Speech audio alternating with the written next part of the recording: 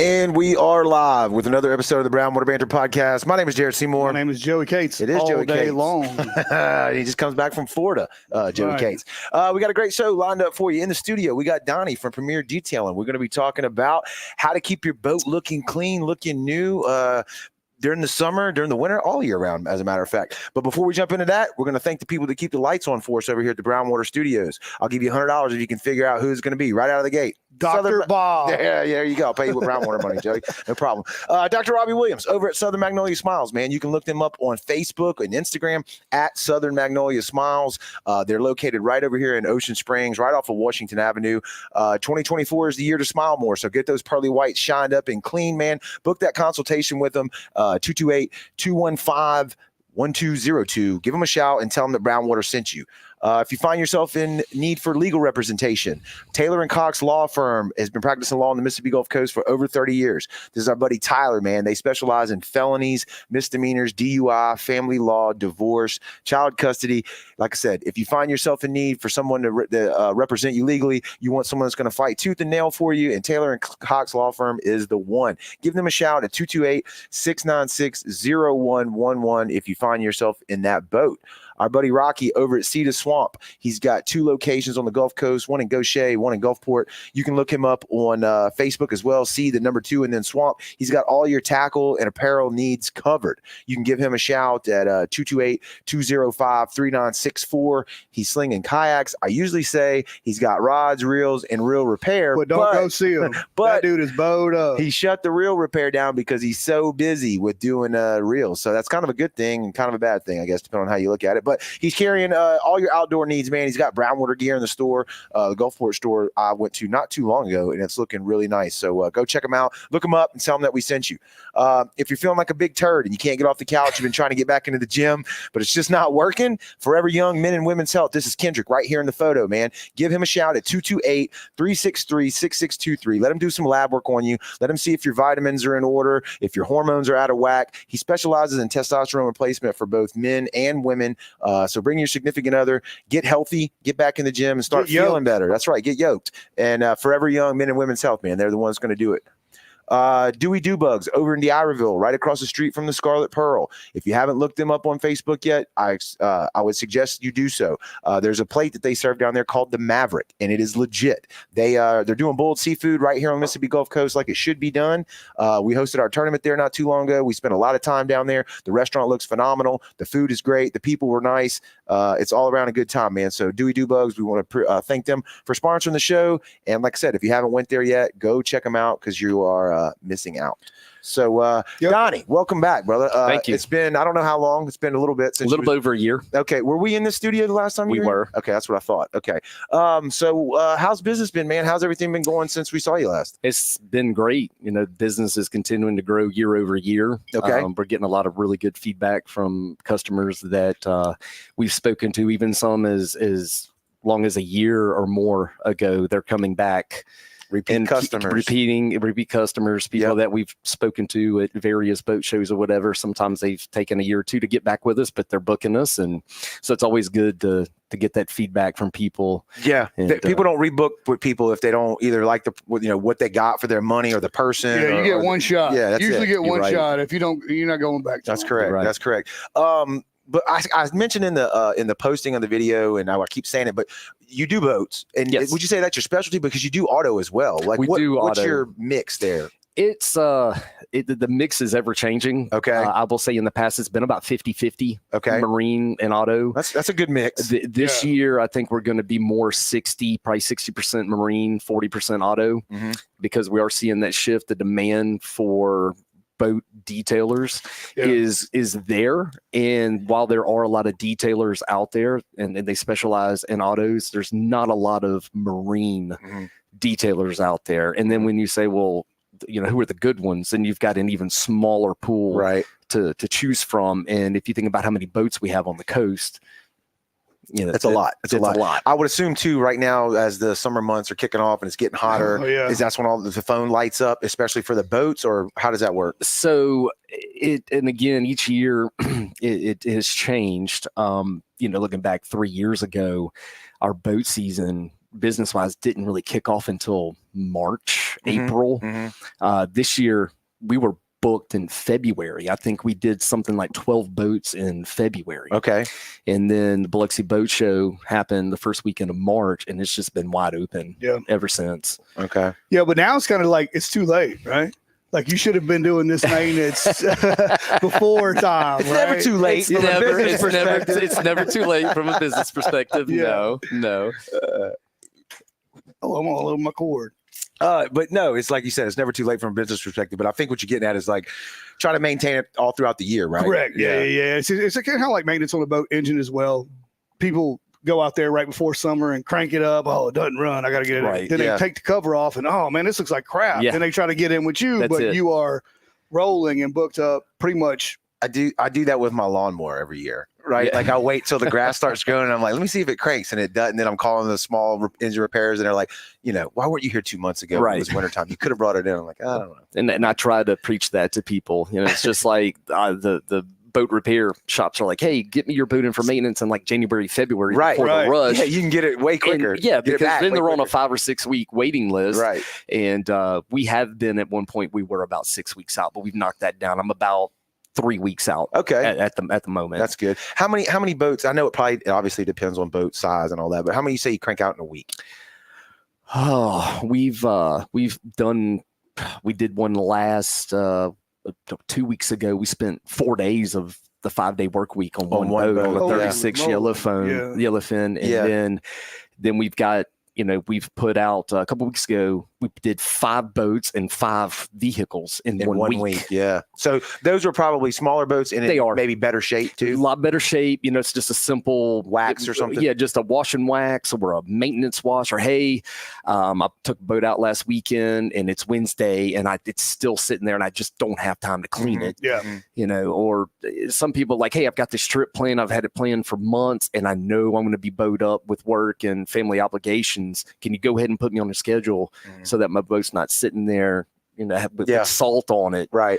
for a week or whatever. And so it really just depends. Do y'all do like from the like packaging or whatever when you say just do you do just a cleaning? Yeah, Okay. absolutely. I think of the worst when I think about like what you do. The Green photos. mold. Well, I got some photos I'm gonna show here in just a second. Yeah. But so you do just like even a regular clean? Yeah, absolutely. We've got everything from maintenance packages all the way up to wet sanding, restoration. Right. You get more into restoration and not so much detailing at that point. Let's Bring go it ahead. back from the dead. Yeah, I'm gonna go ahead and throw this picture up here. It's gonna take a second before it hits over there. But this is that green boat that we talked about. I think you did back in April. We said April 20 something around 22nd. It Yeah, was green. Now it's a little chocolate mint. Talk to us about what we're looking at from a professional's perspective here. So shout out to Brandy at Coastal Marine Sales and Service she's a sponsor of the show. Absolutely. over in Gulfport. She got with me at the Biloxi Boat Show this year, and she said, "Look, I've got a gap in my business. I don't have somebody to fill this need, and I've got people all the time asking." Can you do this? She's like, we tried it. It didn't work. Right. I need somebody. I need a professional. So we partnered up, and this is a 2004, I believe, 4 winds that I was actually there when it got dropped off working on another boat. So I saw it come in the shape and I was like, what? Oh my God. What? Yeah. What cave did they find this boat in? But she took it in on trade. Yeah, right. So they took it in on trade and we did a test spot on it that day. So that told me kind of what we were going to have to do.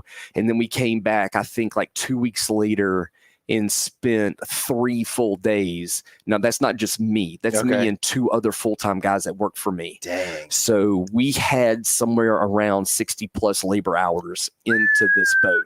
Before I do the after photo on here, That's all hands on deck. Yes. Tell us what we're looking at though, right? Like what is this? What caused it? What could prevent it? Right. So this is a boat that people, I have a saying, and that is, you don't know what you don't know. And I think a lot of people that are new boat owners, or you're not a boat guy or woman, you buy these things and you just don't think about, Think they can take care of what themselves. do I have to do? This thing is going to look great for as long as I own it. And that's just not the case. So this boat had set out in the water I know it was in the water for 2 years. There were barnacles all over the bottom. It was covered in green algae, mold. If you look at my post, you'll see the cabin was disgusting. And we normally don't do cabin details, but we did on that. Came out very nice. But what you're seeing there is you've got gel coat. That's the exterior of a boat is all just gel coat typically. Right. So what you're seeing is a green boat that has sat out in the sun so long, the UV rays have sucked out the pigmentation that's in the gel coat on that top layer of gel coat. It's gone. Yeah. Right. So then what you have to do is you have to sand the boat to get to that fresh, untouched gel coat that's never seen sunlight before. Right. Which is what it looks like in the after photo that you'll post here in just a minute. Boom, right there. So the unoxidized form. Yeah. So you can see here in the green area. Oh yeah. There it is right there. That looks amazing. It looks like a whole brand new boat. It looks like I would think you repainted it, but now that I understand the process, having talked to you before and having done work on my boat as well, that you're just taking that top layer off, right, of the gel coat, correct, and getting down back to where the oxidation doesn't exist anymore.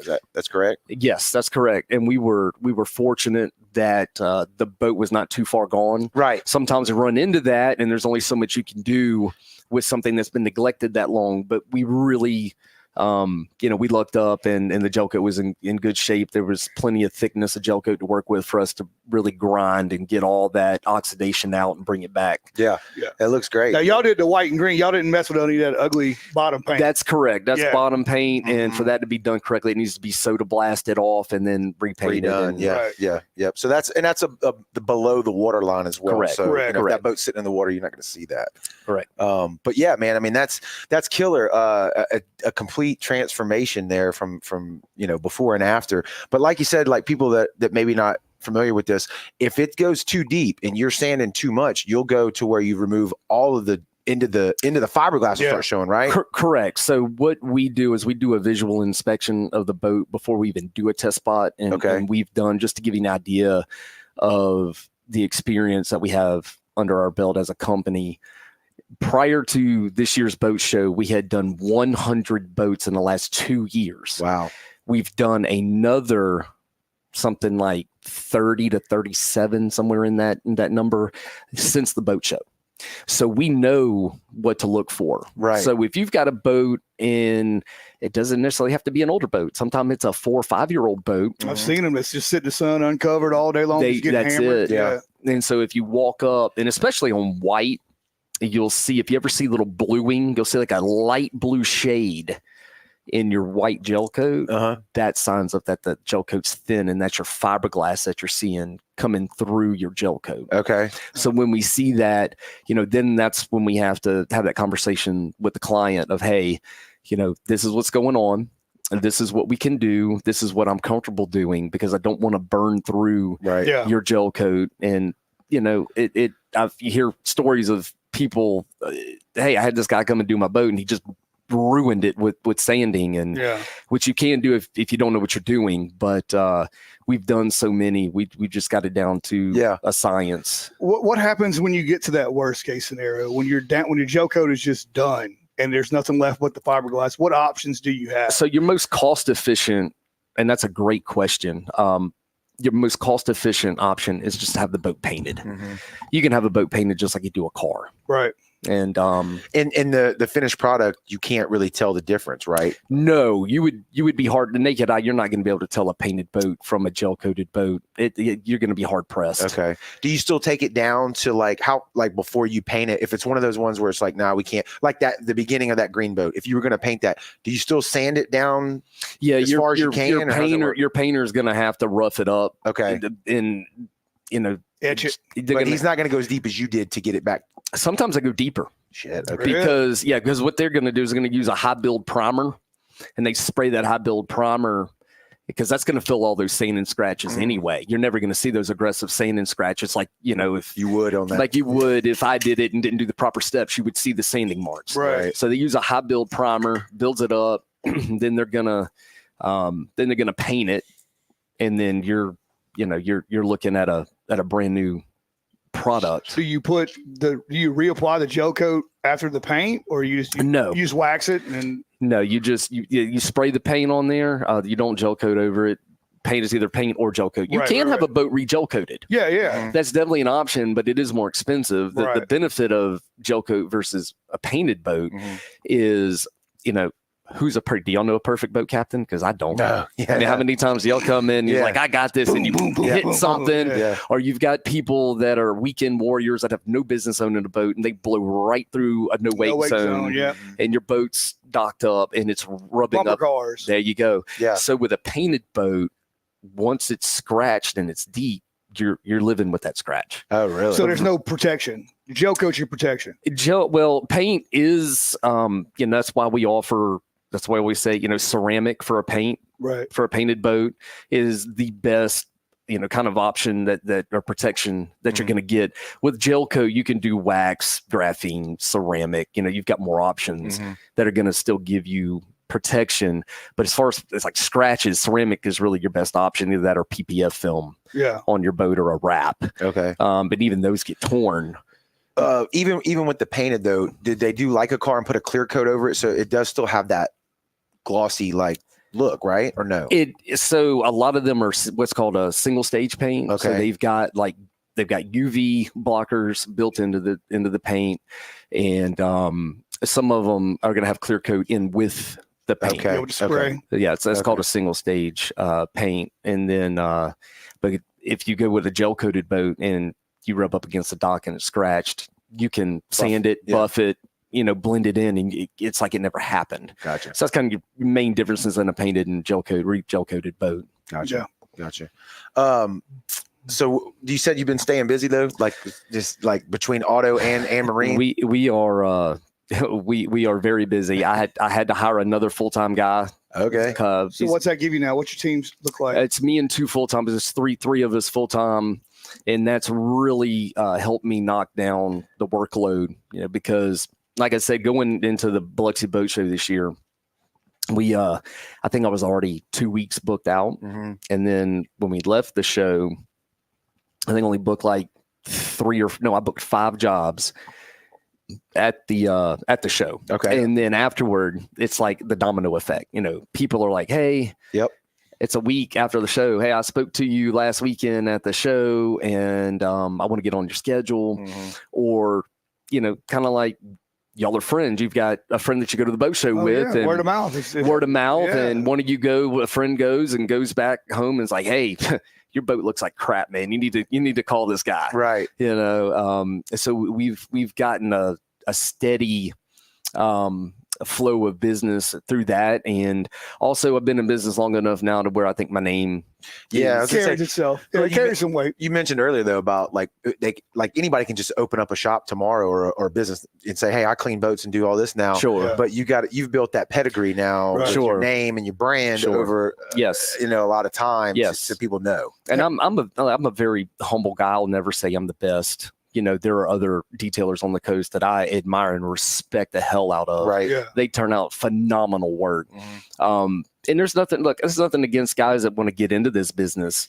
Just know it is not for the faint of heart or for the weak of back, as they say. Right. I know that there has been an influx. Have you seen the saturation of the market effect? I've seen the saturation effect on the auto side of things. Yes.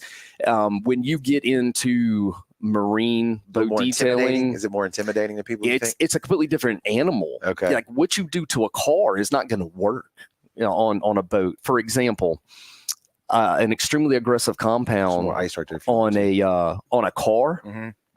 That's like a light to medium compound on a boat. Right. So if you think you can use your heavy compound on a vehicle and jump over and use it on a boat and it's going to take out oxidation like you saw on that green boat, it's not gonna happen. Yeah. So, but yes, I have absolutely seen a huge influx of people that call themselves a detailer, and I'm not knocking anybody. That's not what I'm here to do. But just know, to those of you listening and you're looking for somebody to do work, and this applies to any profession. Do your research. Do your research. Right. Buyer beware. That's it. I was just talking to a buddy of mine yesterday. He he does fencing. He does the privacy custom fences and Yeah. stuff. He gave a guy a bid, and it was somewhere around 20 grand. It was a big, like 500 and something feet of fence, 8-foot fence. And the guy went with somebody else. Oh yeah. That was a little cheaper. The cheaper bid.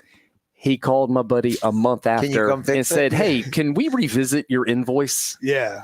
And he knew right away. He's like, "I had to fire this other I apologize. You know, I didn't understand what I was understand what I was signing up for." And so he apologized to my buddy, and my buddy went and said, "Hey, look, this is what's going to take to fix what he messed up. I've got to undo. I got to take all this stuff apart." Yep. And So he ended up paying more. he ended to up get paying it more right. to get it right. Correct. Yeah. And I have had that happen 3 different times that I can think of In your world. just off the top of my head. Yeah. 3 people that I wouldn't, bid or gave a quote to do a job, and it went with somebody else. And then They called a you. couple months later, they're like, "Hey, Remember that time when I called you and I didn't call you back? Well, I mean, And, these people spend yeah. numerous amounts of dollars, 50, 70, 100,000, $200,000 on boats. Yeah. And then they want to skimp $200, $300 So- on taking care of. And I'm so glad that you brought that up, because that is one thing I always bring up with people. You go in price, like I have a 23-foot center console. If you go price Nautic Star, Sportsman, Robalo, any of those 23-foot, It you're doesn't. looking at 6 figures, Correct. Oh, or yeah. more, Correct. Easy. Correct. Easy. depending on what Brand new. Yeah. brand new. So if you're spending 6 figures on a boat, why can't you spend Couple grand. yeah, At whatever. Or even if it's not even if you just want to whack somebody, come out and wax it, you're Right. talking about $600-700 or Right.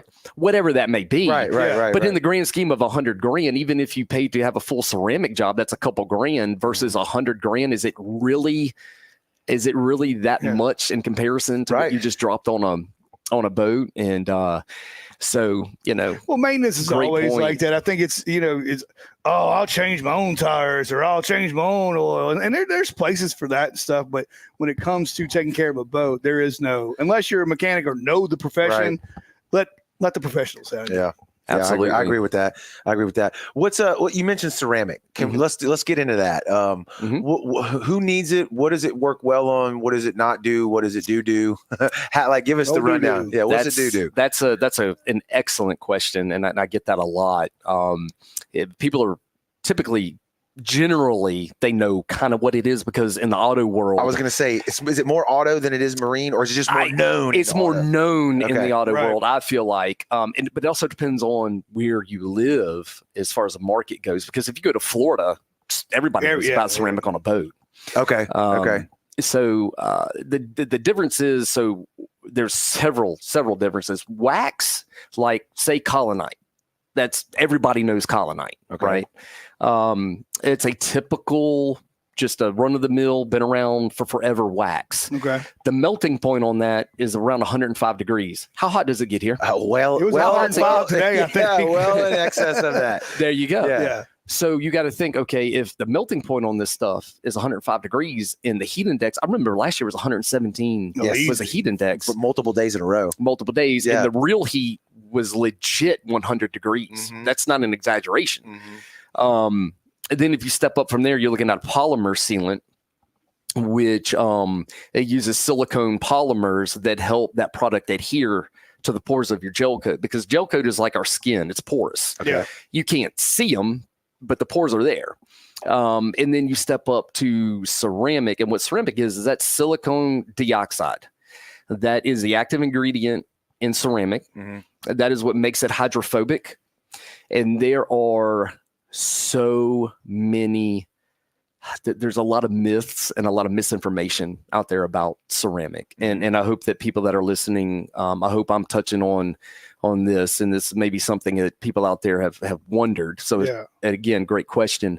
Well, I've always seen the videos where they take the keys and they Right. and they spray paint it and wipe it off. It's like and all those that infomercials stuff. at night. Yeah. Right. Yeah. We're trying to get the real stuff Yeah. here. Yeah. So if you go into, let's say you go into AutoZone, Yeah. right, and or your typical whatever run-of-the-mill auto parts store, and you're gonna look on the shelf and you're gonna see such a brand, and it says ceramic wax. You're like, oh, Got it. I'm gonna go ceramic coat my boat right now. $23, Yeah, baby. Donnie, Yeah. Donnie was way overquoting me. AutoZone's got it right here for $20 a In can. a little can. I can spray it on myself. Yeah, what was he talking about? Rip off. What a rip off this guy. God. So the SiO2 content in a product like that is around 14% versus, and you're looking at $40 a bottle Okay. for that, right? You're talking about a bottle that's 16-ounce bottle, where you jump over to ceramic and you're looking at $300. Mm-hmm. My cost $300 for a 100 milliliter bottle. Oh my gosh, that's not a lot. Jesus. Yes, and the SiO2 content in that is typically you're looking at 95% or more SiO2 Okay. that's in that. So if you really want to get technical about and understand what ceramic is and why it's better for what than wax, that's your comparison. And then the melting point on ceramic is between 1,000 and 1,600 degrees Okay. versus 105, like I Right. said, We on shouldn't be getting to traditional that wax. one. Yeah. But look, ceramic's not a cure-all. Mhm. It's just like Right. anything else. It's all about how you maintain it. If you're coming in and you're taking a hard bristle brush and you're just going crazy on your boat all over it, not just a non-skid, I mean, all your slick surfaces, the hole and all that, over time, Eat it away. if you're using bleach and all these crazy cleaners that people come up with to clean their boat with, it all affects that. Okay. It's all about taking care of that coating just like you would anything else. Right. So But I mean, it's got the UV protection in Correct. it. It's got the physical protection from bumps, scratches, dings, and stuff. How does that work? it's gonna help. It's gonna give you an additional layer. So really, you're not trying to let your boat get down to bare fiberglass, like we mentioned Right. a few minutes ago. Right. So on top of that fiberglass, you've got gel coat. That's protecting your fiberglass. Then on top of your gel coat, you're doing the ceramic, which is it's glass in liquid form is what it Right. is. Yeah. So you're putting that over, it's going into the pores of the gel coat, and then we're wiping off the excess, and then it has to cure for somewhere between 12 and 24 hours before you put it back in the water. Now, when you go going back to the automotive side of things, Mhm. when you go to a car wash and they've got that ceramic add-on option, is that more like the 14% shit? That's one of those flags that they fly around Destin saying shrimp or nine. You know what I'm saying? Yeah. Is that the same thing? I don't even think the stuff they use is even that high. No. Okay. SiO2. It's like even less, and it's just dripping on your car, so there's no way it's like. and it's not properly dried. Okay. So if you're doing liquid, anything with SiO2, if you don't dry it, rinse it off thoroughly, and then dry it thoroughly, All right. It ain't sticky. you're going to get streak marks. You ever seen a vehicle where you look up and it's like you saw these little lines and it's like, what happened? Yeah. Yeah. Somebody sprayed a chemical or something, that it'll create that effect. You know how a black vehicle will show water spots on it more than any. It's the hardest vehicle to keep Black clean, right? haunts me. Yeah, and they look great, but that's why I had one time and I would never get it again. I don't think, because it's like it shows Right. every imperfection. Does the ceramic help with that at all? It will help with water spots. It will Okay. help with the micro scratches, but you cannot take it through a quick wash. That's the absolute worst thing for you to do for your vehicle. Yeah. Even the good ones, even the fancy ones nowadays. Even because they're not touchless. Right. If, yeah, they're and not. if you can yeah. find a true touchless, okay, we can talk. You can argue with me on that. But if I see it every day, Right. I see these cars that are a year old and somebody's got, and I'm not going to throw anybody's business name out Right. there, but let's just say you've got that fast pass where you can go as many times as you want. in a Right. month. Right. Right. And you're right. like, man, I'm running through the car wash 4 I'm getting times. my this week. money's I'm getting my worth. money's Yeah. worth. They Yeah. wearing that. What paint you're doing out. is you're wearing that paint. You're going to cost yourself thousands of dollars in a paint job. We just did a Yukon for a gentleman, and we had gotten we were coating. Everything was done. We're coating it. We hop up on the running boards to do the roof. Uh-huh. And I went, oh no. I picked up the phone. I'd never done work for this client before. I picked up the phone and called him immediately. I said, hey, I know you said you just had this repainted, but and he had to have it repainted because of the quick washes. Right. Right. So then he had it repainted, and then the people that repainted it did a horrible job. It was orange peel over the entire roof. So I'm like, man, I can't coat this, and I certainly can't charge you for something I'm not doing. Mhm. So I was like, look, I'm going to refund you some of your money. You need to you need to get in touch with who did the work for you. Yeah. And let them. How did he take that? He said, man, I can't. Probably not standing up. Well, I would have been down. happy. He was extremely with you, happy because he said, I really appreciate you calling and being honest with me because I don't think anybody else would do that. Right. You could have easily just said you did Absolutely. it. Or He probably would have never seen it because it's on top of his roof. Right. He would have never seen it. And it's a joke I make with people. I say, I have to do a good job because I'm a coast guy. I've been here my whole life. Here, I have nowhere to run to. Yeah, you're a Bosarge. Like, they gonna find you. I know where that dude lives. Yeah, I know where he's that's from. it. Well, you brought up that. I mean, taking care of a boat to put the gel. I mean, put the silicone on it. You have to have it waxed and pretty to begin with, or it's going to be junk anyways, right? Correct. The ceramic. Yeah, I mean ceramic. What's that? Silicone. So ceramic Yeah, takes sorry. the place of wax. Okay. So you're not going to wax the boat and then put ceramic on it. Ceramic won't adhere to the boat because you've already got stuff. You got wax in the pores of that gel coat. Right. And so that's why any boat that we do, it doesn't matter if it's I'm all right at the showroom. If it's a ceramic coating or if it's a wax, it does not matter. We at minimum do a light to medium polish over the entire boat. Okay. Because what that does is going to clean those pores of the gel coat so that whatever coating you decide to go with will adhere to the boat. And that's what makes it last the longest possible time that it can. You just want to make sure you have a clean surface no matter what it is that your coating is. So let's go, and I'm sure we talked about this last time, but I think it's one of the most important things for the people watching. If you own a boat, we're going to lean heavy on the boat stuff, like because that's just what we that's our ballpark. That's our audience too. Like I know you do the auto side, but like for the boating world, you got a boat. No matter the time of year, you're going out, you're using it. From the professional, how do you maintain it and make your job when you show up, if he's going to use you, less expensive and easier? Like, what is the correct way? And I mean, from the time I trailer it and bring it and set it in my yard, what products, what timing, what's the cadence, what's the pace? How do I do it? Right. And that's an excellent question. That is the number one most asked question is how. It's not about buffing, it's not about coatings, it's just about basic everyday what do I do after I've been on the water all day to make sure my boat doesn't go to crap.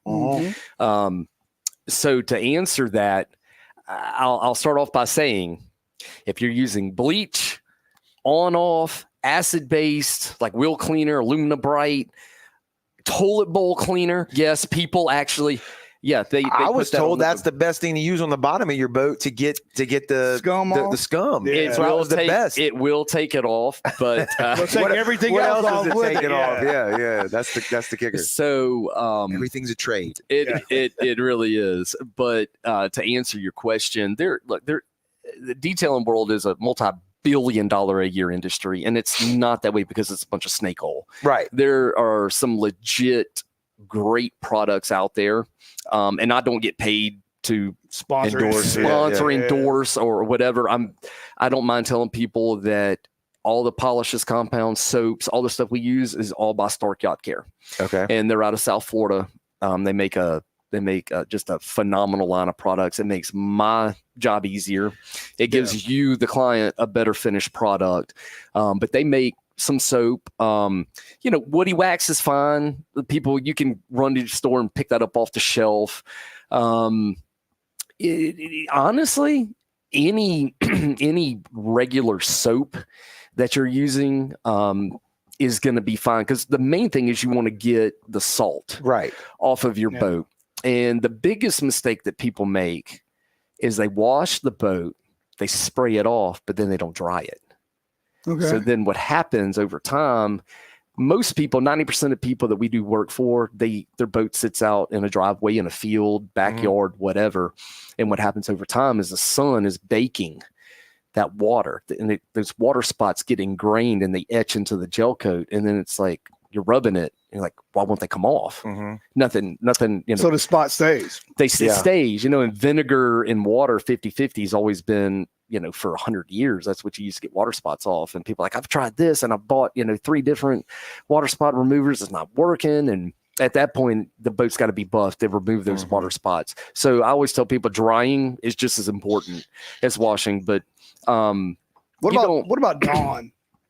That's what everybody goes to when they get offshore. Dawn and bleach. Yeah, let me go to Dawn and get the kitchen sink. So Dawn is great for your dishes, but not for your. It's great for cleaning up animals after an oil spill. Right. Apparently, I was gonna say ducks. Straight on ducks. Yeah, but ducks love it. Keep it in your house. Yeah, Okay. don't mess with it. Keep your household cleaners where they belong, and that's in the house. Because what happens? Bleach, hole cleaner, that stuff will etch your gel coat. It burns into the gel coat, and over time, that it just becomes where you there's nothing you can do about it. I can't even do anything about it. We did a boat a couple weeks ago, and that was the case on the inside of the boat. Just bleach and hole cleaner had been used for years, and it's a beautiful boat, but we could not. We there was only so much we could do because of just years of using bleach and hole cleaner. And it's I've been using this stuff for 50 years. My grandfather cleaned his boat with bleach and Dawn, and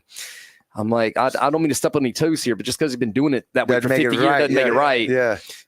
So Dawn, no, that's a stripper. So, Dawn is not gonna like Candy. Yeah, down over in New Orleans. It's a bad stripper. That's a different stripper. Yeah. But I mean, the bleach eats up everything too. When you put it in the bottom of your boat, you got speakers, you got upholstery, you got all that wire. Any of that stuff is going to get ate up on it. Correct. And upholstery, I know y'all had Stephen Wayne with Southern Stitch on a while back. Great guy, does great work.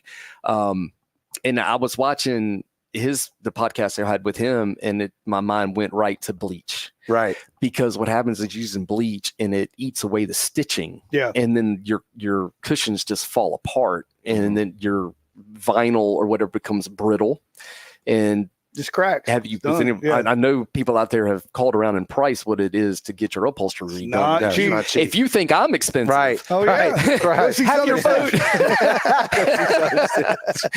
You have your boat reupholstered, but no, Dawn is definitely not the answer. You'd be better off using cheap, McGuire's regular soap that you would use on your car than you would using Dawn. So what's something they can pull off of the shelf? Whether it's Amazon, whether it's Walmart, maybe. So I'll tell you, the company. Can I order your company? Absolutely. Stark Yacht Care is available to the public at Walmart, or no? Okay, it's online. Okay, you can order. Usually, they're 2 to 3 day shipping. It's very cheap shipping. I'd tell you that's my number one. If you're like, hey, I can't wait, I'm out of whatever. Like I said, Woody Wax is fine. Typically, if your boat's ceramic coated, you don't want to use a soap that has wax in it, because wax is soft and it's porous, and it will hold water spots. Okay. So if you're using anything with any traces of wax in it, you run the risk of getting those water spots if you're not drying your boat after washing it every time. I've heard something with citrus too. Is that? A lot of people will take lemons and rub it on the hole, and that'll eat the. I know that Starbright actually makes a soap with orange peel or citrus or something like that, but I've heard it's bad for it. So citrus degreaser, which is essentially what they're putting in that. Right. It's not terrible, but if it's just wax, you're gonna over time it's gonna eat that wax. Yeah. And I tell people, hey, you want to use degreaser on your non-skid floor? By all means. You want to use a brush on your non-skid floor? By all means. I get it. You're fishing. There's blood on the floor, and if you got a nice boat, people, even the guys that use bleach and Dawn, they're over there scrubbing the floor as soon as you get the boat. I mean, the fish landed. Right, there's absolutely. blood. But I get that. But there's a right and a wrong way to protect your investment, because if you're using Dawn and all this other stuff, you're damaging that 6-figure investment or whatever it is. But I mean, look, McGuire soap, you can even use turtle wax soap. That's like $8 for a gallon at an auto parts store. Okay. And any of that stuff is perfectly safe. Most of our wheelhouse is going to run to Academy. And when they run to Academy, they're going to either buy the Starbright. So I'll tell you that they make that wash. It's got, I can't remember. It's got I think it's Teflon in it, and it's about $20 for a watt. That stuff's really good. Booyah is a really good non-acidic hull cleaner, because like you said, you go to that toilet bowl cleaner or bleach or acid or on off, and it does take the scum line off, but what it's also doing is it's drying out the pores of your gel coat, and then all the dirty trash and everything from our water is getting into those pores of the gel coat. And Clogging that's it why up. when you come in, you've got that water line stain on your boat, and it won't come off with soap and water because it's not surface level anymore. Because what happens is when you use those abrasive cleaners, your pores are opening up. Every time they're getting bigger and bigger and bigger, and that's letting more and more and more trash and dirt and scum into the pores.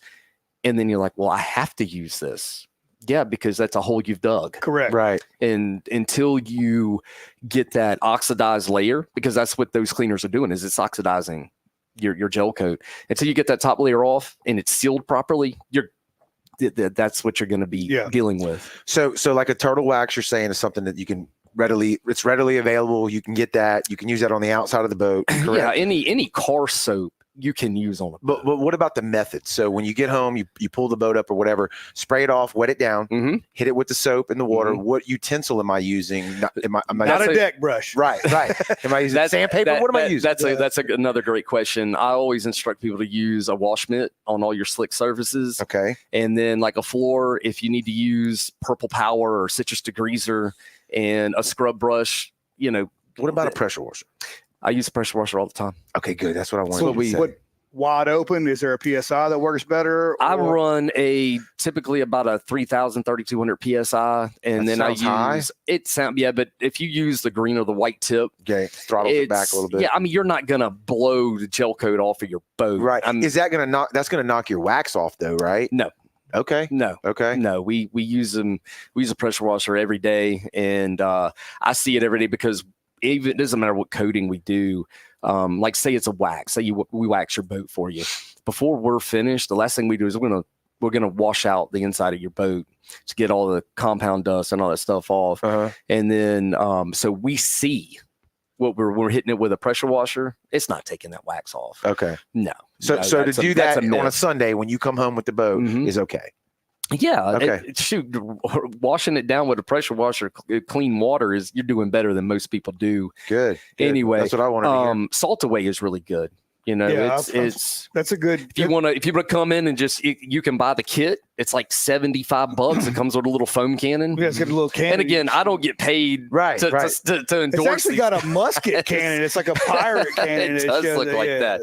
But yeah, the instructions on that stuff say spray it on your boat, let it sit for about 2 minutes, and then you spray it off, and then you dry it, and you're done. Yeah, and that's probably the easiest way to do it. And that's for everything. That's your aluminum. That's for all the stuff. Yes. Yeah. Okay. I like it. I'm glad to hear you say that about the pressure washer stuff. Oh yeah, no, you're perfectly. Yeah. I've got a lot of clients that go and just get a cheapy electrical one. I have both. I have a gas one, and I was kind of scared of that thing, and it went down. I had to get it fixed, and then I bought a cheap kind of off Amazon electric one, and I was like, I think this one's probably better for the boat because it's not quite as powerful, lower PSI. But it still gets off the stuff that I wanted to. I can tell you from personal experience, I've used both.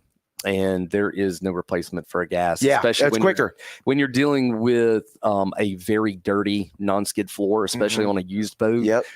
That it cleans it right up. And I don't use. I have to use bleach.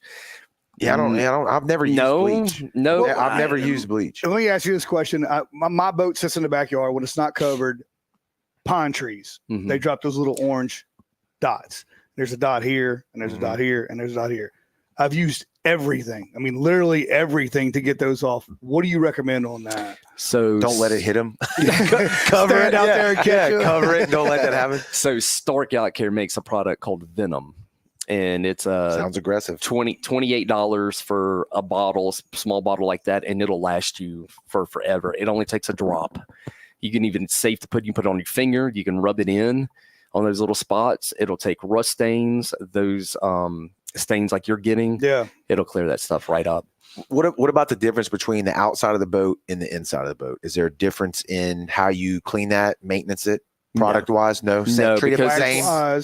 It's the same surface, same product material. Okay, that you're cleaning, unless you've had the boat, the interior repainted, because you always took care of the outside and just neglected the inside, which we see a lot of that. Okay. People are like, well, the outside's what everybody sees. I only see the inside. And then 10 years into the boat, they're like, whoa, what's going on? This thing looks bad. Yeah. Then they got to get it safe floored or Yeah. Yeah. any of that stuff. Yeah. But no, same products you can use, safe to use on interior, exterior. Does not matter. Do you deal a lot with that? The Aquatrax or whatever it is. We've done many boats with that stuff. Yeah. And what we typically do is we'll lay down, whether it's a towel or something, to where if we've got to get in there and it's a really oxidized boat and we've got to really get after it, sanding and compounding and all that, we try to protect that so it's not getting so dirty with compound and everything else, because that can be kind of hard. Yeah. To get, it's more work on us at the end of the day. But here lately, I've had the people that are having that done. It's kind of like they're getting all their ducks in a row. They've got me scheduled, they've got that scheduled, and then they've got their maintenance scheduled. So like, hey man, where do you fall into this schedule? And I'll say, let me do the boat before you get your flooring, but after the servicing, but before you get your flooring. Because they're going to spill oil or hydraulic fluid or something like that. It's gonna eat all the stuff yes, up. Absolutely. But the important thing is not just what you clean it, but what are you doing to protect that surface after you've cleaned it? Because if you're getting after it with a brush and degreaser, it's going to strip whatever you have off your floor, and you don't. It's literally like paying to have something done and then slowly removing it over time. That's right? exactly. If you're doing that, you're erasing your money. Right. That's a good way to put it. Yeah. Well, me and you talked earlier, before the boat show, about a product that takes the place of bottom paint. Yeah. That's a product called Holmax, and that's made by NASCO Marine. I think we talked about that last time you were on. Was that a little bit out yeah. then? What's that? Was that product available the last time you were on? I think we talked about that. Yes, it is still a fairly new product. It's only been around for, I think, 4 or 5 years of water test. Okay. That's the history they have on it. But, I know Intrepid, I believe, out of Florida, Intrepid Boats, just about all their bigger boats, that's what they're doing. They don't even do the ablative or non-ablative traditional bottom paint. It gets rid of that ugly black. Exactly. Green, whatever it turns into, it's terrible. Yeah. Exactly. And then if you watch their videos, there's guys, in the water, and they're next to the boat in the water, and they're just taking their hands and stuff's just coming right off. But what that really is it's like a clear coat. It's kind of like a PPF, but it's not the same as PPF, but the benefits. What's PPF? Yeah, break that down for us. Product protection film. Okay. So that's kind of like you can get that done on your car and your vehicles. That's a big. That's the thing I've seen, the sheets. Yes. That you stick on there and clear plastic. And it can be colored and have designs on it too, or am I getting confused? That's a wrap. Okay. That's not the same thing. That's a wrap. So PPF is typically clear. Okay. And you put that over a lot of times the front cap of your vehicle, because that's what gets the brunt of the love bugs and rocks and all that stuff. And they do make that for boats, but I seen it called yacht wraps. Same thing, right? Yacht That's armor. not like yacht rock. Yacht armor. No, yacht rock. No, it's different. Okay. Yeah, which is great. It's great. It's just Eddie Money Eddie on Money all day long. Hall and Oates, baby. That's yacht rock. It's different than yacht rap or yacht rap. Yeah, yacht. Is there a yacht wrap? I don't know. We'll create that. Yeah. Maybe onto something. We might be onto something there. So yacht armor, that's where they take it's literally like a sticker. Correct. And they stick it on there, a sheet of film or whatever it is. Yeah. Correct. And they do make, I've seen they do make a piece for your boat that goes right on the keel, because that's what's going to take the brunt of your wear and tear when you're trailering and you're winching up. You're driving your boat up and it's hitting the Mine's front. beat up. It's completely orange because my roller's orange. I guess it's better to go with a clear roller in the front. I learned that. Yeah. I'm glad you brought that up though, because that was a question before we went live. I was showing you, we were going through your photos, and I asked you about the boat that was sitting there, and it was that Pelican Point. It was sitting on the fake trailer, more or less.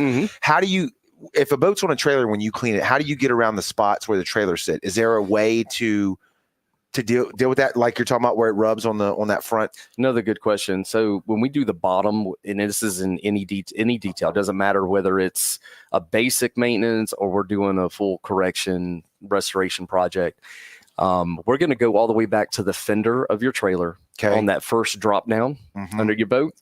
Then that second drop down, we're going to come back typically about that far because that's all we can get a buffer in to Right, work with. Right. And then on that very bottom of your keel, we're going to go to the very front of your front running board Okay. or your front bunk. Okay. What about the front, the nose, the bow of the boat, where you're talking about where it hits that first? So tip, if we can, we're not always able to because sometimes things are just rusted, but you are able, they're U-bolts that usually you'll undo. They have a locking nut. Okay. And you just unscrew them, and then that whole thing slides. Okay. And sometimes we have clients that have the foresight to do that for us, which helps us out a lot. Time wise, that can eat up your time quick if it's something that hasn't been removed in a decade. Yeah. But do you ever go to like, I don't know, like say Pelican Point and they pick it up and y'all do it that way? That's what I was wondering. No, that's not a. No. Yeah. So you just get where you can. Yes. Yeah. Get what we can. I'm certainly not going to get under a boat while it's suspended, and I'm sure not going to expect one of my employees to get under it while it's I don't know if that's what you meant. I was thinking on the forklift. Yeah, still suspended. I was thinking more the photo I showed you earlier, where it's just the running boards and there's no trailer, right? Right. That would allow you to get blocks. Yeah, pretty Trailer much. blocks, But yeah. But yeah, that's if it's in that situation, we get as much of that bottom as we can. But as far as like where the boards are and in between, can't get it. Yeah. Nothing you can do. Nothing you can do with that, and you don't see that unless it's trailered. But yeah, the front though, I think is the most important part. It is. That's what you see. Yeah. Dude, I'm glad to hear y'all are staying busy. I think that it's important to keep the boats clean. I know I don't do the job that I should at doing it. Probably going to be calling you here soon, honestly. So where are you most active online? Like, where do you see? Facebook is my biggest. Is that where most of your customers, other than like a boat show or other something than like that? word of mouth, as far as social media platforms, it's Facebook, hands down. And y'all answer questions on there. I'm sure you get a bunch of, hey, can you do this? Hey, can you do that? Yeah, I've even had people reach out. I think I've had everything from other detailers reach out to me to people that I've never even done work for. And they're like, hey, man, I know we don't know each other, but I saw your work. This is what I have going on. I'm trying to do it myself. I don't mind giving people tips or, I thought that was cool with you, like Justin, like when we talked last time, like y'all kind of share info and share work and like, hey, I need help here, whatever. I think absolutely we talk about that all the time. We see all kind of different people in these seats right here. Different types of businesses, right? Yeah. Where it's like the more communal you can be about it and realize the pie's big enough for everybody. To me, that's cool to see, right? As long as everybody's playing fair. Absolutely. And it's dual beneficial. Correct. Because because when you're self-employed, I mean, it's not like you have a boss that you can pick up the phone and say, hey, I don't know what to do. Right. You got to answer it yourself. Figure it out. Yeah. You got to figure it quick. out on your own. Whereas when you own your own business and you know other people that do the same thing, you can't if you're looking at other people and everybody as your competition, right? You've got the wrong mindset. Correct. This is not for you. There's too many boats down here that you couldn't do all of them. There's no way. Everybody, it's not possible. I'd never get to everybody. Right. But not only does it create a network of friends that, and Justin's one that I respect. Yeah. He did a great job. He did great work. Yeah. My buddy Chucky Polite does amazing work as well. What's his? That's Mr. Jason's brother.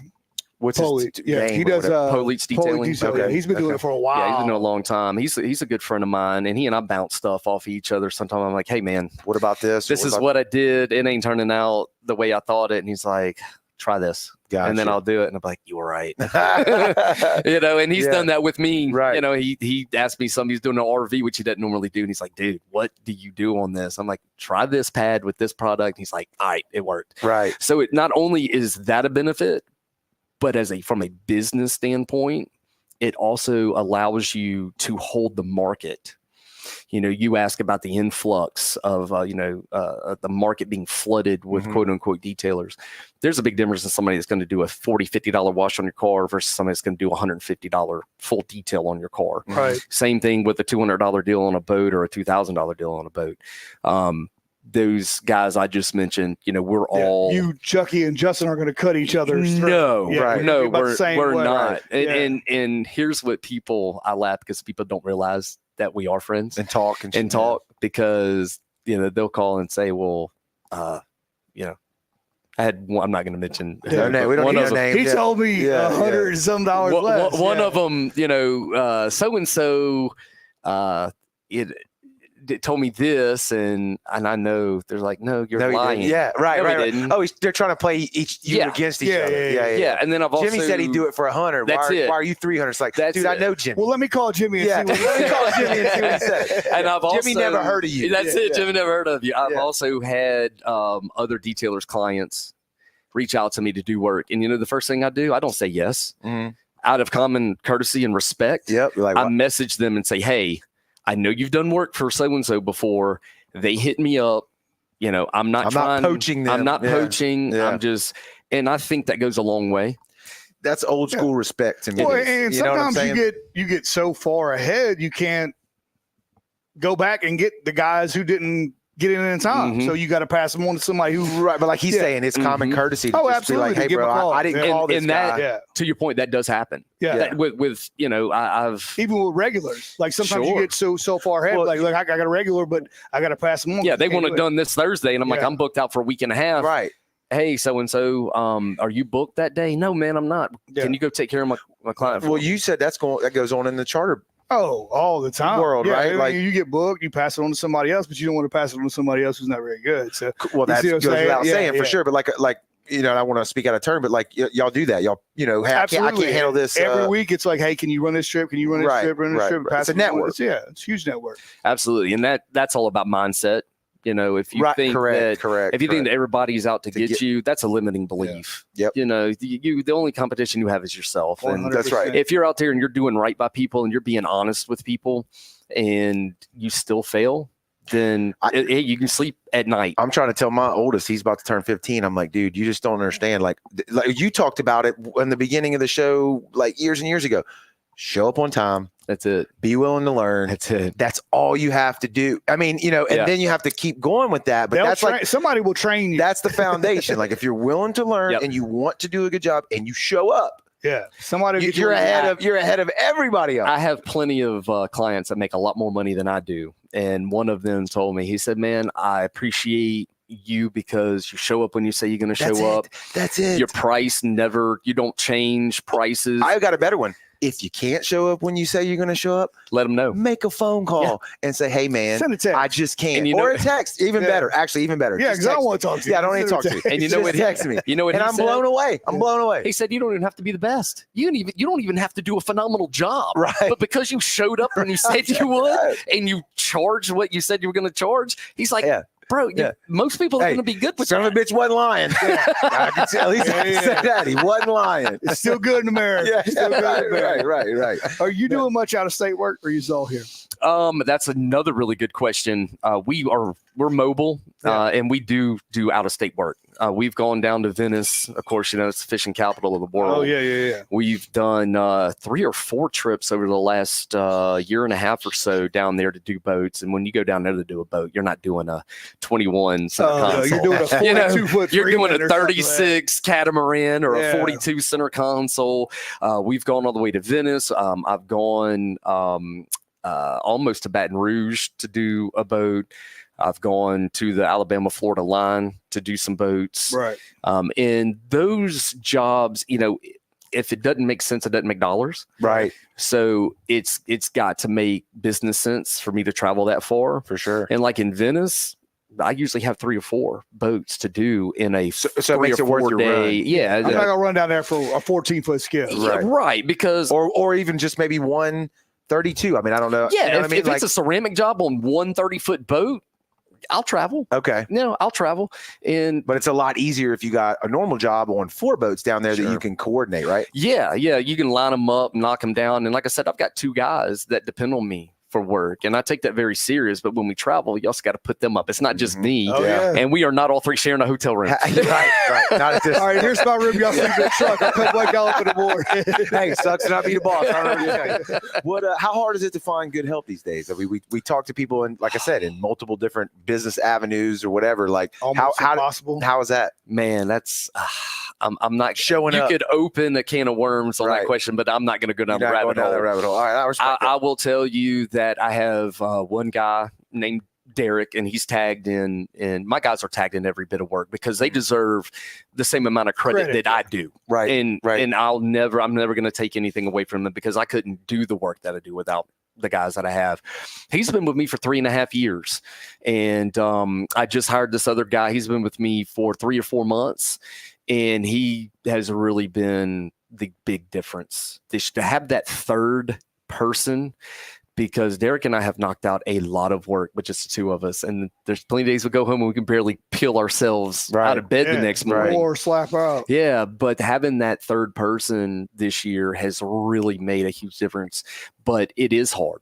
You know, I had 3 years ago, I had one gentleman, he did a good job. Just the boat business kind of tapered off. I had to let him go, but he ended up going to work with another detailer. So he didn't miss out. Last year I had 2 guys plus me and Derek. So I had 4 last summer, and they lasted 2 or 3 months. They went on to do other things. And then this guy just out of the blue, we had a mutual friend, and they said, "Hey, Donnie at Premier's looking for help. And I know you're looking for work, hit him up." And he just hit me up out of the blue, and he's been going strong with me. And if you can work in this heat, you can work anywhere. You can go to shipyard. It's brutal. And it's not only how hard it is to find help, it's also people not finding that person that's not entitled. Right. And I know that's kind of an epidemic we have. Oh, and I'm going to sound old when I say the younger generation. Correct. We're not getting any younger. Or the guy who's going to stay with you for a year and go open up his own. Well, business. I was going to ask that though. Yeah. Does that go back to mindset about the pie is big enough for everybody? Like training your competition. How does that work? It is. Look, I've mentored. I know 5 younger guys that wanted to get into this business, and I think 3 of them are not in the business anymore. 2 of them still are.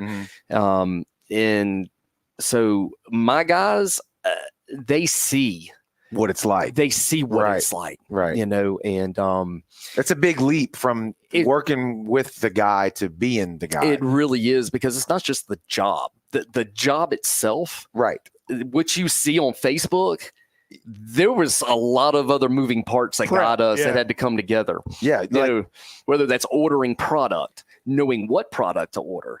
And somebody at the boat show this year was like, "Well, if I wanted to do this myself, how much would it cost me?" So I did a mental breakdown. I said, "You look at $800 to $1,000 just in equipment and product to do the job." And let me remind you, how many weeks of vacation do you get? 2?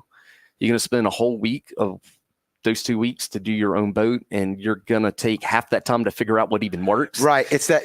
I'm sure you've seen that meme or whatever, where the guy shows up and fixes the problem super quick or whatever, and he's like, "Well, why'd I have to pay you for that?" He's like, "You didn't pay me for the tools. You paid me for the experience. Yeah. You paid me for my knowledge." The guy with the hammer. Exactly. Yeah. And then the other one is like the guy who's like, "Well, I'll just do it myself." And he's like, "What kind of tools do I need?" Yeah. You need this much in tools. Okay. Well, I don't know how to do it. Well, you can pay me this much to teach you. Like, there's a bunch of different. That's out like there. the meme that's going around. It's everybody wants to say must be nice, but they never. Oh, I love must be nice. No. I love it. Oh, I love it. I soak it up. I'm like, because you don't know. You're just ignorant, and you sound ignorant when you say that. You don't know the struggles that a small business owner. I could go on for days and give you. And also seeing the posts that are like, when you support a small business, you're supporting a little league baseball team or a football team. Or your money that stays in the community. Your money like 2 years ago, my daughter played softball and they didn't have a sponsor. And I was like, "Here, what do y'all need?" Right. Here's a check for whatever. And, I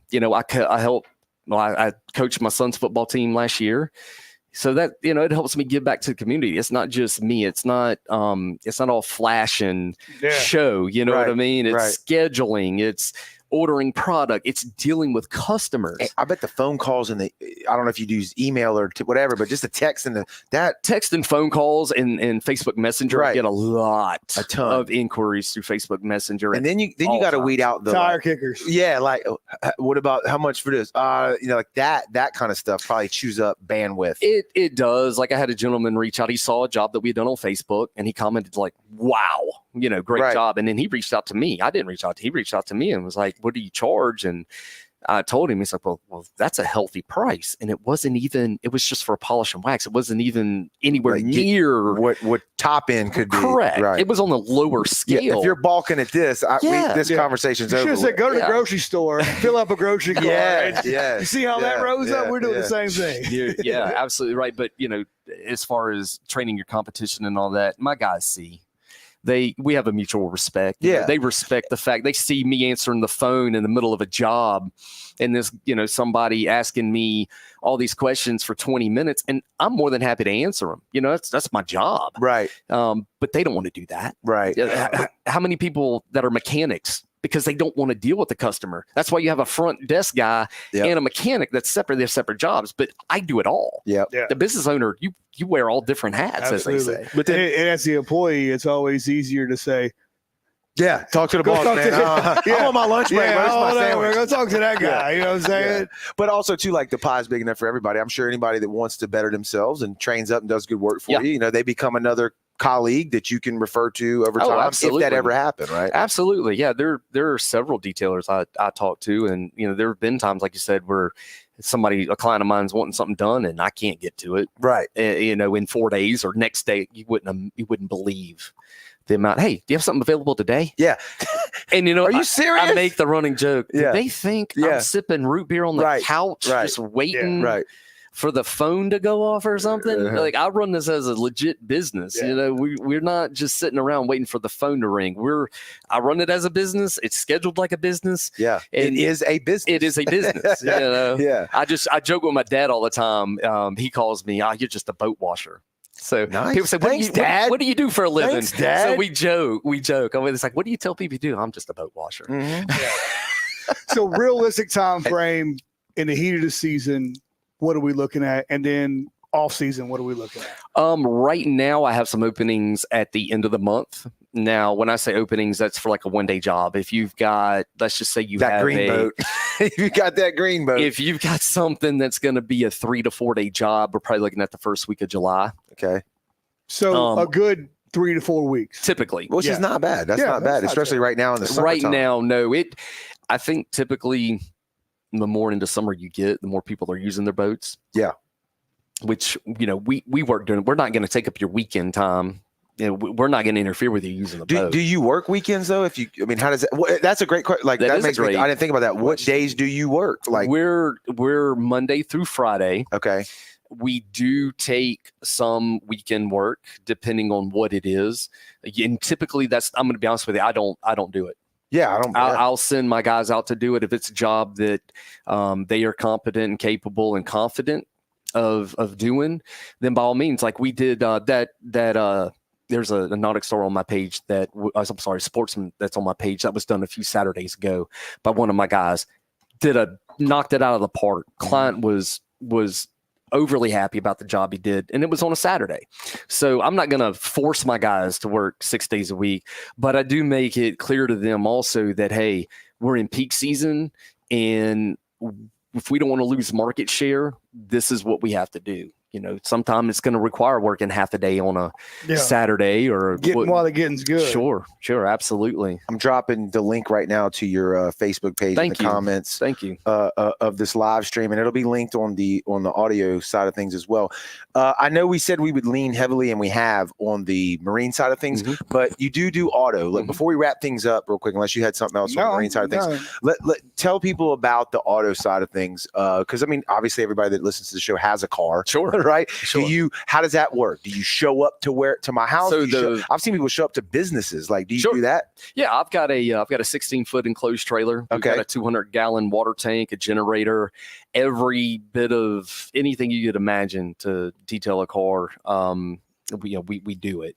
So I've done them I do a vehicle every other week right up here at Van Cleve High School. Okay. We show up at school. We do in the parking lot of business offices. So I could go to work. Absolutely. I could be at work and have you set it up or whatever, and as long as you can get there and there's and the car's available. And a lot of people, and there is some confusion when we say I'm mobile. Well, if you're mobile and you're calling yourself mobile, but yet you rely on the customer's power and water, you're not mobile. You're not mobile. Yeah. We are, and I'm not saying we're not the only ones, but when you take the big C of businesses that do what we do, and you narrow it down to the people that can do What that you do, yeah. in a parking lot. Fully enclosed, ready to roll. Fully enclosed, ready to roll. We roll up, and on a basic detail, you're probably looking at an hour. We're in and out. With 3 guys, we work together, and we don't even have to speak. We just know what to do. We hit the ground. We're grabbing what we got to grab. We're setting up. We're knocking it out. We accept electronic payment. You don't even have to talk to me. You don't even have to see me. You want to PayPal me? You want to use Square? No problem. Wow. We'll do it.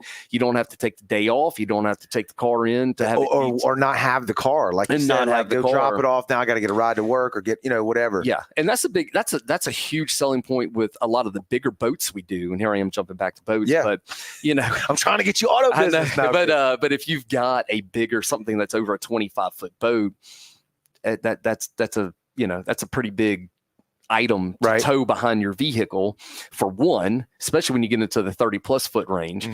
And then you're gonna have to take the day off of work, or you're gonna use your day off from work to do that, to arrange that and drop it off. And, you mean tow it to you? Is that what you're saying? Yeah. So you do it in the driveway. Oh yeah. Yeah. We can do that, and trust me, there are benefits to having a shop to do that. It's just I've built the business around being mobile, and it's better for the customer. If it's convenient for the customer, and it works. Yeah, it works. What about pricing? So whether it's marine, I know that kind of goes by a foot of the boat. Boats are going to go by the foot and the condition. Okay, that is the biggie. So that green boat that we showed earlier, right? How big was that boat? That was a 24. Okay, so like a typical 24-foot boat pricing. The green boat's going to be slightly different than that, right? Because it's not in great shape. You're looking at like the top of the mountain, right? Because that boat was trashed. It was trashed. It was trashed. And you're looking again. I think we had something like 60 labor hours into that boat over 3 days. Yep. There was a yellowfin we did I think 2 weeks ago, and we had 4 days and about 80 labor hours into that. Dog. So, but let's go back to the green boat though, just to put this in perspective for people. Whatever that costs, if you think about trading in a boat or selling a boat, I guarantee you that whatever they paid you probably increased the value of that boat at least by that much. At least by that much, if not more. So return on investment, right? Yes, ROI. Correct. That's a great point you make. Doing those boats for Brandy at Coastal, they're, to my knowledge, the only ones that take in trade-ins, and they're the only ones that do consignment. And they're a Robalo dealer. She's had 2 different clients that had bought boats from them, had them for 3-4 years. They're like, hey, do you have somebody that'll detail this boat? I want to sell it. And I think they were, we talk about the price of boats. We're talking used. Yeah. No, and they were the same boat, 246 Camus or Cayman or whatever it is for 246 Robalo. And they were heavily oxidized. And she's like, look, this is going to cost, but I'm going to be able to list it for $7,000 or $8,000 more. And the thing is that's and it's weird. It's like, that's not a structural problem. No, that's a visual cosmetic problem. But which one? Yeah, unfortunately, he could probably sneak away a structural problem quicker than you could a cosmetic problem, right? No doubt. Yeah, if those stringers were dismantled, you would know. But I can see that boat. It's like, God, that's ugly. Yeah, well, that's like one of those boats I'm referring to was on their lot, and the guy was asking, I think, 105 used. This is used, 105, and it was like navy blue, almost black. It had that stripe around the whole boat, and it was so oxidized it was almost white, like that green boat, right? That you put up. And blows my mind. It blows my mind. These people spend so much money on. I didn't even charge a whole lot of money for the work that was done, and the return on investment on that was, I think, about 7 times the investment. Oh yeah, correct. And the national average, if you look at the detail market, to have your boat detailed before you sell it, people are typically getting 1.5 to double what you spend. So if you spend $1,000, you're going to get $1,500 to $2,000 back on that investment. Correct. With a boat. And with cars, it's the same. Yeah, it's the same. That's why Blue Book and NADA, and that's why these car lots, they lowball you for your used car, because they know, hey, I've got a detail guy that's the going to first make thing this they thing do. look brand new. We're First going to thing they do. service it. We're going to detail it, and we're going to make, you know, $5 to $7 grand Off off of right this the used bat. car. Yes, and we've all seen it, a used car, especially maybe not on boats as much. People don't maybe realize it, but yeah. But that's a good way to think of it. It's like, okay, if these car lots can do that, why can't I do that? Why can't I spend a little money, have my boat cleaned up or my car cleaned up by somebody who does this all the time? And then, hey, I was thinking I was going to ask 20 grand for this truck, but now I can ask 23, 24. And I spent 1,500 maybe max. I'm thinking boats, maybe not so much on vehicle. Instead of 20, spend 1,000, and now I'm getting 25. Yeah. Well, you don't have to be a scholar. You don't have to be a mathematician to figure out that you didn't, you made money on it. So. Yeah. And it's not only getting more, it's also how fast are you trying to get rid of something? Nobody wants to. There are people out there that want to buy a project. I've done that with my boats. We talked about that last time you were on here, I think. Yeah. I'm glutton for punishment. Yeah. But most people. You have that eye, though. You're like, I could fix that. Yeah. When you've done it and had boats your whole life, there's plenty of people on the coast that are like that. But most people don't have the time. Right. So if you don't have time to do that, then, and you're wanting to sell, if you're not going to fix what's wrong with the boat, you're really limiting yourself on who's going to buy that, and they're going to lowball you. Oh, no, 100%. Lowball you versus somebody who's the other like 80%. I'd say that's 20%. Other 80% of people don't want to work on it. They don't want to have to detail it. They're not going to go out there and spend the whole week sanding and buffing the boat. Something's wrong. I'm not buying it. Right. Yeah, and then they wonder why my boat's not selling. Well, because it looks like it's been rode hard and put up right. wet. Right. You can look at the difference between that green boat before and after. I mean, the amount of calls you're going to get on that boat as it sits on the side of a road. That's honestly one of the biggest transformations that I've done. And we're like almost 140 boats in the last 2.5 years. Well, to be honest, I think that might be the biggest, because no offense to anybody out here, but most of the time when you bring the old lady up there, she's like, that one's pretty. I want that one. You know what I'm saying? Yeah. It's like, all right, well, let's go look at it. How long have you been doing this? Is it full time? Yeah, no, I know now. Full time. I'm coming up on like 5 years. Okay, full time. But I've been doing this since I was 17 years old. Right. I'm 42 now. Well, we're in the same boat, brother. Welcome to the club. We're in the club. Yeah. So and I've been in and out of that was in and out for a long time. But I've really taken the time to educate myself on things. And look, I've spent a lot of money on stuff that didn't work. A lot of products that didn't work. That's part of it. We've done it the same way here. Yep. We failed a bunch of times. Yeah, the path from where you are to like success is never a straight line. It's always back down here. Going back to the must be nice comment. Right. Exactly. Thank you. That's why I could care less. Must be nice to fail that many times. Yeah, it's like, it's just like, hey, you just don't know, and that's okay. That's cute. You're cute. Yeah, that's cute. Yeah. You know what I mean? I just stay in my lane. That's right. Once we get on your books, is there a deposit or anything like that you put down? Excellent question. I would, if you were to ask me what is probably the number one thing I've learned doing business this long, is that deposits are mandatory. They're not optional. And, I respect your time and I'm going to give you all I can give on your job, whether that's a Nissan Sentra or a 35-foot Everglades. I'm going to give you full effort. I respect your time. I need you to respect mine. Right. And going back to my joking comment about sitting on the couch. Yeah. We don't do that. Right. We do require a deposit. Now, if it's a mobile job and it's like $150 job, I'm not going to require, a $50 deposit or something. But on the bigger jobs that require a lot more material, like the yellowfin that we did 2 weeks ago, I had $500 in material, in product and material. That's up front. Yeah. That came out of my pocket. Yeah. Right. So that's why I require that. I'm not making a dime off of you. I'm not like, oh, let's go eat lobster and crab legs. Right. No, I'm taking that money and I'm doing with it what I should be doing with it. And that's to cover myself. I had to come through the boat show this year, and we were talking. He had a lot of very high end items that he wanted me to do, and I mentioned a $500 deposit. Now we're talking millions of dollars in equipment, and he walked. And maybe when I started out, that would have bothered me, but it doesn't anymore. Yeah. Because there's a difference in that kind of person and the person that respects what we do. And that's who you want to do business with. 100%. Well, I think it goes back to what we said earlier about how anybody can kind of like set up a shop real quick and say, hey, I'm a boat detailer or I'm a car detailer or whatever, right? It's kind of a low barrier to entry if you don't know what to look for as the buyer. And if I'm doing something, if I'm giving my money to somebody to do this for me, if you ask for a deposit, to me, it makes you look more legit, right? If your prices are way lower than everybody, maybe I don't know what the cost of this should be. And I hear you, I'm like, oh, that's great. But if I've investigated it and I've asked around a little bit and your prices are like 40-50% less than this other guy, I'm old enough now. You said about 42. I'm about to be 41. I'm old enough now to be like, we know your trick right here, right? Tricks. Let me investigate this a little bit more. So a deposit wouldn't necessarily scare me. It would not at all. And it's I'd say 95% of the time, it's not an issue. Right. It's not an issue.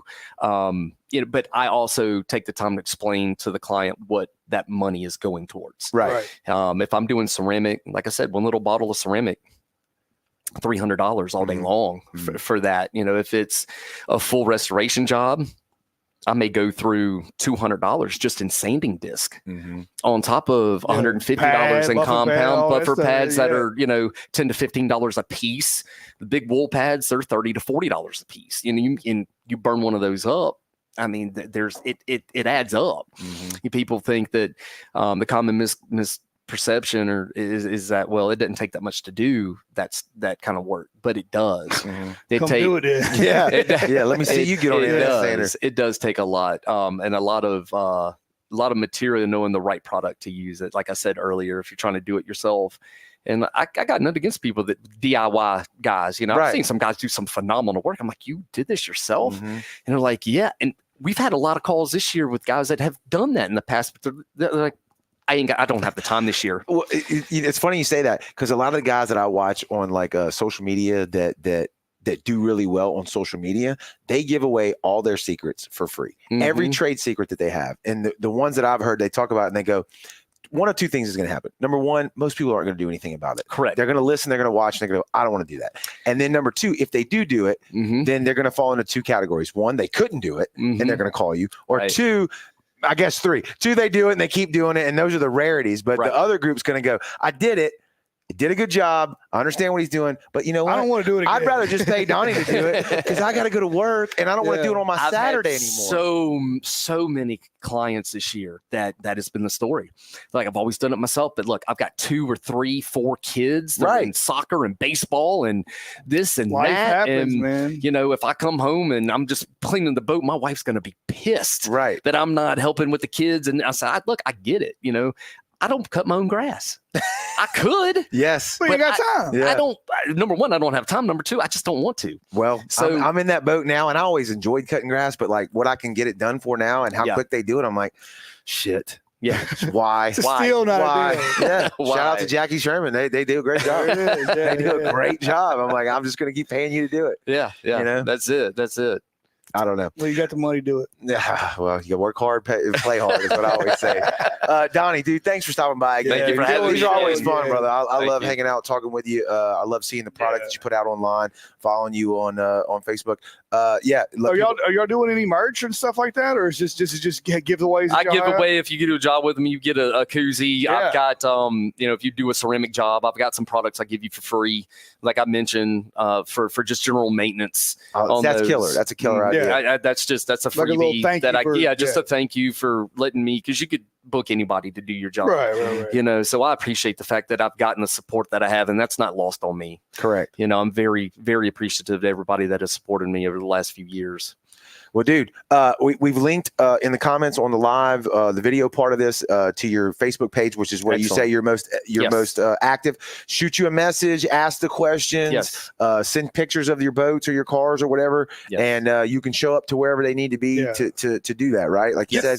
Can we talk about what was linked on auto? We talked about the boat. How far are y'all out on auto? I would assume it's the same. About the same. Yeah. About the same. So about 3 or 4 weeks. We're about 3 weeks out. Okay. For a new for any new work. Okay. I love it. I All love right. it. And it'll be linked on the audio as well. Donnie said before we went live, he didn't realize we were on Spotify. People, if y'all watch the show live man, on we're Facebook, everywhere. yeah, Yeah. and you're going to work and you can't actually watch the video of this, we're on Spotify, Apple Music. We're audio only as well. You know, Literally, Joe Rogan calls us for answers. I don't know about that, but I like the way There your it is, mindset look. is. It's all about mindset. Joe It's all Rogan, about Brown mindset. Water Banner, Yeah, 1 yeah. and 2. That's right. That's right. Download the Brownwater Banter app. We do have that. It's free on the App Store. And Modern Google Play. Recoil. The Modern Recoil is a sponsor of that, and you can stay up to date with all of our stuff. You can get updates from us. We don't spam. All of our content is on there. The videos, the audio, everything is right there. And we have links to the Tails and Scales app, right, Joey? Yeah, everything, your marine weather, all that stuff. Everything you want to know. Forecast. If you want to go snapper fishing next week, go check it out. That's right. That's right. We got it all covered for you. We appreciate y'all tuning in. If you keep watching, we'll keep doing them. Later.